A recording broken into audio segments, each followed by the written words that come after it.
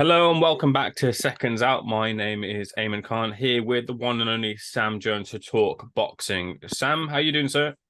All good, mate. How are you? Yeah, not bad, Sam. I'm a little bit disappointed in you though. You had a spare ticket for the Rams game and you didn't come to me personally. We've been doing this quite frequently now. I thought I'd get an invite. You're not a Derby fan, I'm not a Derby fan, but I like football.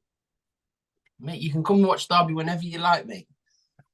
I'm sure I'll reach out soon enough. All right, let's get into the boxing. Sam, you're someone who's got your finger on the pulse with what the fans feel when things develop in the boxing sphere. I wonder what you make of the DAZN recent out of the blue price increase. It's what I said earlier on, mate. I've been asked a few times about this. When it started, it's always like, okay, $1.99 a month. That's amazing. That's great. But how is it sustainable when they're offering Golovkin millions and millions of pounds, Canelo million pounds, pay-per-views dead, all that kind of stuff? It's not sustainable. Do you understand what I mean? And even when you Blavatnik, if I pronounce his name right, he's a billionaire. He's a billionaire for a reason. He's clearly a good businessman. He'll be looking at it and thinking, well, we're losing. I understand you've got to lose a bit of money to kind of build the business up. That's the same as most businesses, but it's not a sustainable product. So they have to inflate it. They have to keep raising the prices. I think the $7.99 was a fair price. I even think a tenner is a fair price, which I think if you do the price packaging, that's what it works.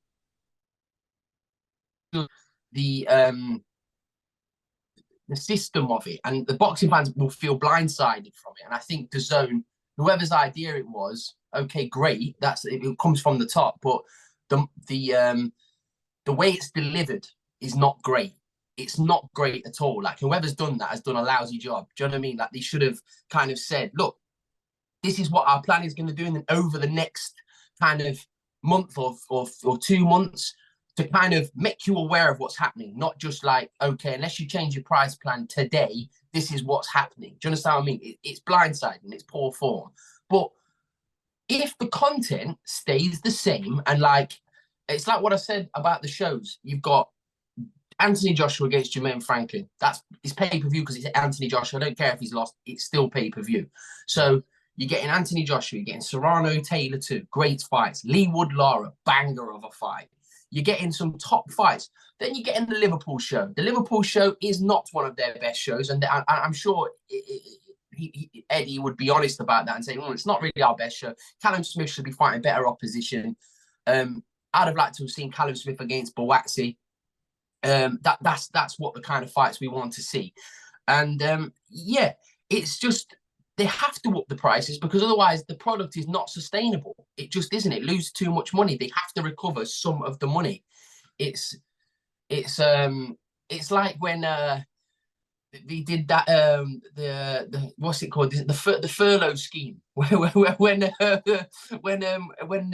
lockdown was happening. And then they have to inflate the taxes because they have to recover it. They have to recover it from somewhere. Do you understand what I mean? Like you can never. Everything starts off at $1.99. It's never going to stay $1.99. Then it raises to $7.99. You still think $7.99 is not bad. People still complain about that, by the way. But $7.99, not bad. 10 and that. Then if you don't change your plan, it's £20 a month. So it does sound a lot of money. But when you look at the price plans, it's not too bad. It's just the fact that not many people do have £100 to spend up front to pay for a year. It's not flexible for the boxing fans, and I just think it could have been delivered to the fans in a much better way. Do you understand? This is what you're going to get. This is how many fights a year you're going to get, not just the first 4 or 5 shows. Do you understand what I mean? And then I think they could have just done it better. But I understand it. Because that's life. It has to go up. But for boxing fans, boxing fans in general, and I'm speaking as a fan at the moment, not as a promoter or manager or whatever. Yeah, they just want value for money. We just want value for money. That's what they want. And as long as you give them that, the fans will pay for it. You know what I mean? As long as you're delivering fair and giving value for money, the fans will pay for it. But it could have been just handled a lot better, like the way they've put the price. So that's just my opinion. Because look, BT Sport £35 a month. Sky Sports, I don't know what it is, about £30 a month. I pay for it because I want to watch all the boxing. But like I say, I'm a wrestling fan, I'm a boxing fan, I'm a big football fan. So it's like this is what happens. It's not like UFC where it all comes under one banner and it's like that's where you watch UFC, BT, and then there's a pay-per-view every night. There's pay-per-view, you have to watch that. But I don't know. It's a tough one. It is a tough one. And as I say, DAZN probably need to get more sport on the channel. They need to get more content. Whatever it is, they need to bring some more sport over to DAZN, because as a standalone boxing app for $10.99 a month and £20 a month, it isn't sustainable. So you need to get as much content on there as possible. But the schedule Matchroom have released, I think it's a very, very good schedule. I think you've got a little next gen show, which you can't argue with. The Liverpool show, as I've mentioned, is probably not the best, but the others, there's some great fights on there to look forward to. Sam, a lot of things to break down there. I'm just going to go with your last point. Is the schedule worth the price hike enough? Does it justify it? Boxing fans seem to think online that maybe it doesn't. It's a hard one because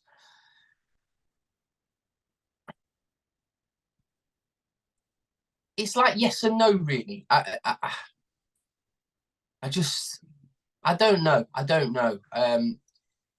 I think if people do the price plan, the £10 a month one, where you're paying your £10 a month, or kind of do it up front or commit to the 12 months, yes, I do think it is worth it. But for a boxing fan that may, as I say, job-wise, people might be struggling for work at the moment. Do you know what I mean? And they think, oh, I can't afford it this month. I want to cancel, and then I might want to resubscribe in a couple of months. Then no, it's not worth it to them, because then it's £20 a month and you haven't got that. And £20 a month is a lot of money, especially when you subscribe to your Netflix. Everyone's got Netflix, haven't they? It's like a tenner a month, and Disney channels and Amazon, and it prices up. But I hope I've broke that down as well as I can. So listen, I'm not an academic genius, but I've tried to break it down in the best way I can. For somebody that wants flexibility, no, it's not. But for somebody that can just commit to that price plan for a year, yeah, it's not bad at all. It isn't bad at all. And I think, listen, when one person's jumped on it, everybody jumps on, oh, the £20 a month, you scumbags and all that kind of thing. It's easy to kind of say that, but look at the fights that we've got to look forward to. There is some good ones in. Like I say, the little Liverpool one is very underwhelming, but other than that, I'm happy with that. I'm looking forward to watching those fights. Yeah, we've got to stress as well, you're not a DAZN representative. You're here as the structure. No, mate, listen, mate, I don't give a shit. It's like when someone was mentioning it the other day, oh, he's changed his mind on Conor Benn. He's been given the brand. Mate, fuck you. If Eddie Hearn asked me to give my opinion on something, I would say, mate, eat a dick. I would say what I believe. Do you know what I mean? Same was the Frank Warren situation. With Frank Warren, I think Frank's had a great start to the year. He's announced Zhang. I just say it as it is. Yeah, I just say it as it is. I have no allegiance or ties to nobody, mate, and that's just how I will always give my opinion. I'm just saying it from a price plan. You've got to think it's just not sustainable. Going back to it, it's just not sustainable. If you're £7.90 a month and you want to watch Anthony Joshua, you don't want to pay the additional 30 quid. Wood, Lara, Serrano, KT. If you want to pay to give those people their purses, like a Serrano and a KT, to make those fights sustainable, they have to push the prices up. They have to. And there's a lot been made of it. Should Eddie Hearn have stayed with Sky and whatnot? And that's another conversation there. But DAZN, I think DAZN's a good platform. Do you know what I mean? But it's still finding its feet. Do you know what I mean? It's still finding its feet. It just needs more content. That's the bottom line. DAZN needs a lot more content to keep these prices and the customers happy, and to have your prices how they are. It needs more content, and that's probably where I can leave it off on that. I hope I've made sense, by the way. But yeah. The final question I wanted to ask you on this particular topic was, so in the future, a pay-per-view fight is going to come around, and if you're a non-yearly subscriber, so you have to pay £20 a month, then the Yeah, pay-per-view I know where price you're on going to go top. with this. I know where you're going to go with this. Say, for example, right, Conor Benn comes back and he fights Manny Pacquiao or he fights Chris Eubank Jr. It's a pay-per-view fight. If Anthony Joshua fights, and before anybody moans, yes, it is a pay-per-view fight. Before anyone moans, it just is. If Anthony Joshua fights Dillian Whyte, it's a pay-per-view fight. But what they have to do then is they have to reward their customers somehow. Do you understand what I mean? So if you're a subscriber and you've said, you know what, here's £100, I want this for the year, they've got to do the thing for $7.99 box office. You can't just come at a customer and say, right, we want 20 quid for this fight, and you're paying that on top of that, because then the fans will go wild. So if you're going to do 3 pay-per-views a year on DAZN with Canelo Alvarez, Anthony Joshua and Conor Benn, or who, I'm just using Conor Benn as an example before all the idiots pile in on the comments and start giving me shit, saying, fat prick, you don't know what you're talking about. I'm just using it as an example, so calm down. Anyway, so they're going to use that as those 3 for an example. So you do, because Canelo Alvarez is boxing in, I think he'll probably watch John Ryder next. So you can say, I don't know, $7.99 to watch that extra. Listen, the English fan, it's great. It's Canelo Alvarez. It's a great fight. If it was a pay-per-view fight, like Golovkin and Canelo shouldn't have been a pay-per-view, in my personal opinion. Not for the British for British fight fans, because it's over there. It's 4 o'clock in the morning. It shouldn't have happened, in my opinion. But Anthony Joshua against Dillian Whyte, pay-per-view fight, no problem. But you can't charge any more than $7.99 a tenner. You can't start charging somebody the old $14.95, which is what it was on box office in the David Haye years, and the 20 quid now it is. You can't do that. You have to look like you're looking after your customers. That's just, I hope I've explained that the best way I can, but there has to be some kind of, you can't come in like and think, oh, I'm going to buy a pay-per-view and pay, I don't know, £3 or £4 more than someone who's subscribed for the year. You have to look after your subscribers that you have. That's just my opinion on it. We'll move on to, you mentioned, and the marquee fight on there is Anthony Joshua's return to the ring against Jermaine Franklin. You've made yourself clear online that the fight ends early. Do you see any way that Franklin could give Joshua No, mate. If Anthony Joshua's even half the man he will still be Jermaine Franklin. Listen, Anthony Joshua's a beast.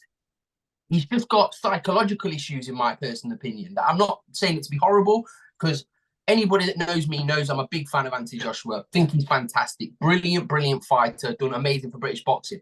But it's all psychological to him. He just... I'm so happy they've took him to America, because they needed to have done that 2-3 years ago with AJ. So he's over there. No one's going to bother him. Training in Texas. No one cares. Do you know what I mean? Like, he's going to get on with his job. He's going to come back. I think he's going to be fresh. And I think we're going to see shades of the old Anthony Joshua refined in this fight. And if we see that guy, he will batter Jermaine Franklin. That's no disrespect to Jermaine Franklin, because he put on a good performance against a below-par Dillian Whyte. I think Anthony Joshua will fucking batter him if he comes in half the man he was, or let's say 50%, 70%. It doesn't have to be the full version. Just let's see the old Anthony Joshua, because the old Anthony Joshua batters Jermaine Franklin. The world whispers that maybe Whyte was too risky a fight for AJ right now. Do you feel the same? No, what they're doing is, right, they're having a comeback fight, because Dillian Whyte, even though he didn't look great against Franklin, it's a pressure fight. It's like Anthony Joshua needs the pressure off him. Jermaine from match room 258, that's a good pick, because let's be honest, he's not a big puncher, Jermaine Franklin. He's tough, but he can be hurt. You saw Dillian hurt him, I think it was in the last round, but he's not a big puncher. Do you know what I mean? Anthony Joshua don't need to be coming back after 2. Listen, he didn't get it's not as if he got knocked out. He just got outpointed by arguably the best pound-for-pound fighter in the world. He's just got to come back, have a bit of a confidence booster, work on some things. And I think Jermaine Franklin's that guy, because he's not hard to hit, but it's more, I just think Anthony Joshua will go through him. I think he'll start, say, measure him out in the first round. And I just think as soon as he catches him with a full force right hand, I think he knocks him out. Okay, moving on. The war of words, I guess, has begun between Joyce and Zhilei Zhang. Good fighting prospect, though, this is, Sam. I don't know about war of words.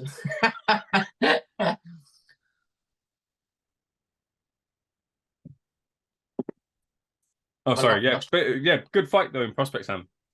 Oh, mate, Zhang against Joyce is a brilliant fight. Absolutely brilliant fight. It's all out action. It'll end, I'd say seven rounds. It'll be something like that.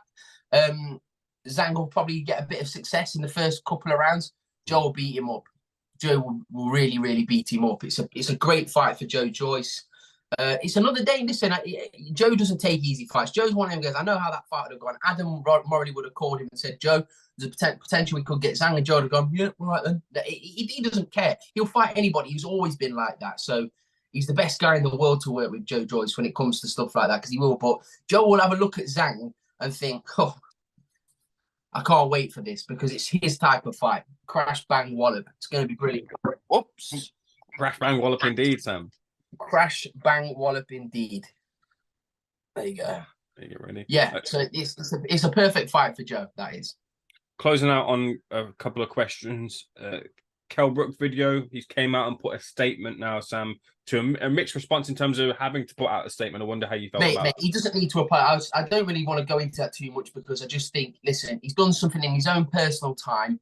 Yeah, it doesn't look great, but he's not hurt anybody. The only person that has something to say for themselves is the rat that filmed it. And I hope Kell Brook gets his hands on him listen, I don't want to go. I just think, what a scumbag filming him for a few grand to give it to a cheap newspaper. Like, what kind of person are you, in his own home as well? I just hope Kell gets himself back to his former self. Because listen, I know Kell's training as well, so let's just hope it was a little. Kell's just doing something in his private time, and I still think Kell Brook will box again. I don't really want to see him box again, but I do think he will. I think he'll come back and box again. So yeah, no, mate, scumbag who filmed it. That's all I've got to say about that. And the final thing I wanted to touch on was Roy Jones Jr.'s return to the ring. Yeah, that's bollocks as well, mate. That's bollocks as well. I don't want to see Roy Jones Jr. fight again. He's like 60 years old, mate. One of the greatest of all time. Like, it's sad. Do you know what I mean? When you watch Roy Jones, and like over the years, like Roy Jones is arguably one of the best fighters to ever put on a pair of gloves, and then you saw him get knocked out by Enzo Macronelli. No disrespect to Big Enzo, I love Big Enzo, but he shouldn't be chinning Roy Jones Jr. Do you know what I mean? And watching him fall feet, he shouldn't be anywhere near it. He should be doing his concentrate on his coaching and doing his thing outside the ring and giving his influence in other ways. But no, I couldn't care less to see that fight. Right, and Sam, pleasure to speaking to you as always. We'll leave that there. Top man. Thank you, bro. Take care. Cheers.